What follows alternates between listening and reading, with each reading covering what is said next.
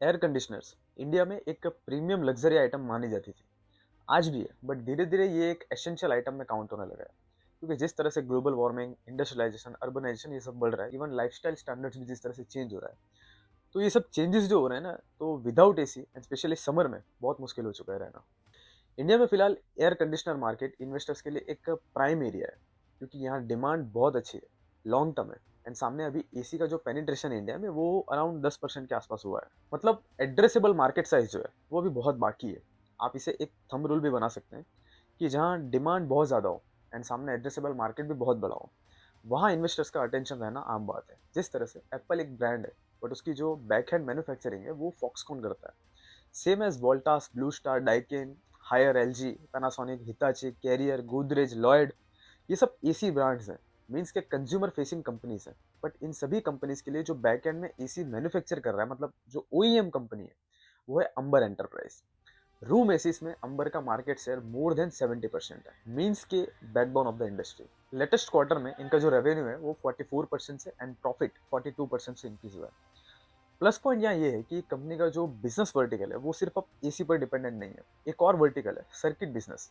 Normally अगर समझो तो आपको केन्स के बारे में पता होगा, वो कंपनी भी प्योर प्ले सर्किट बिजनेस में, मतलब ईएमएस कंपनी है। अंबर का जो नया वर्टिकल है सेम केन्स की तरह है, और ये बिजनेस इनका ईयर ओवर ईयर 97% से ग्रो हुआ है, जो कि कंपनी के ओवरऑल बिजनेस में सिग्निफिकेंट एक 22% का कंट्रीब्यूशन देता है। फिलहाल आप देखोगे तो स्टॉक ऑल टाइम हाई है। मेन रीजन अगर आप देखोगे तो बिजनेस ग्रोथ सबसे पहले, देन डाइवर्सिफिकेशन, सर्किट बिजनेस जो है with strong growth, then major expansion. Company ने 2000 करोड़ का कैपेक्स प्लान किया हुआ है।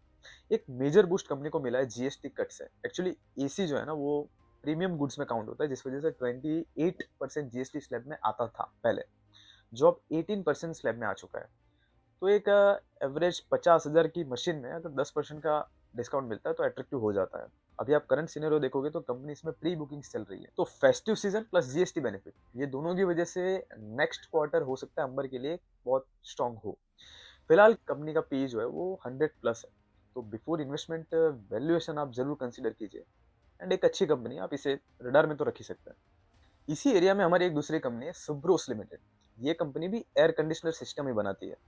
डिफरेंस ये है कि ये कंपनी ऑटोमोटिव मीन्स के कार्स एंड ट्रक्स वगैरह में कैबिन एसी मैन्युफैक्चर करते हैं। इनका भी इस एरिया में हाईएस्ट, मतलब कार्स में 42% है एंड ट्रक्स में 54% मार्केट शेयर है। ये एक जॉइंट वेंचर बिजनेस है, कंपनी है विथ डेंसो, जो कि world's number 1 auto AC manufacturer है। तो एक सपोर्ट ऑफ एक्सेलेंस मिल जाता है। इसके अलावा कंपनी थर्मल प्रोडक्ट्स भी बनाती है एज अ डाइवर्सिफिकेशन। जैसे जैसे ईवीज का पेनिट्रेशन बढ़ रहा है, कैबिन कूलिंग के साथ साथ बैटरी कूलिंग भी एक अपॉर्चुनिटी है। एक बिगेस्ट अपॉर्चुनिटी इस कंपनी के लिए क्या है, नितिन गडकरी ने कमर्शियल व्हीकल्स में, मतलब trucks, mini trucks and buses वगैरह में कंपलसरी एसी कैबिन होना चाहिए, ऐसा रूल लाया है। और ये रूल लागू होगा 1 अक्टूबर 2025 से।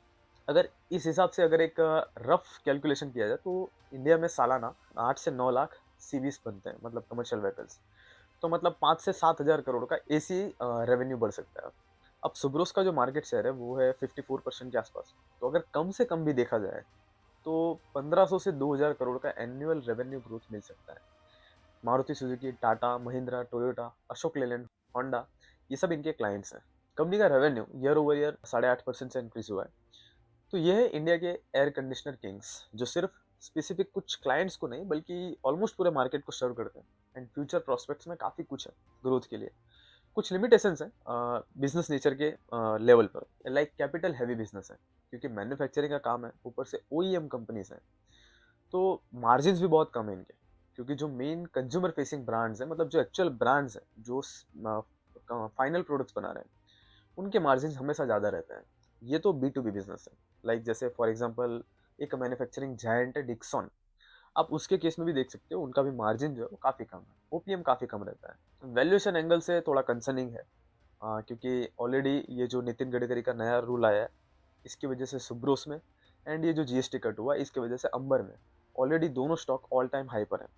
तो बिफोर इन्वेस्टमेंट आप एक सेल्फ एनालिसिस जरूर कीजिए। इस वीडियो के थ्रू मैंने मेरा एक व्यू पॉइंट दिया है, जो अगर आपको इन्फॉर्मेटिव लगा हो, इंटरेस्टिंग लगा हो, तो आप इस वीडियो को प्लीज़ लाइक कीजिए एंड चैनल को जरूर सब्सक्राइब कीजिए।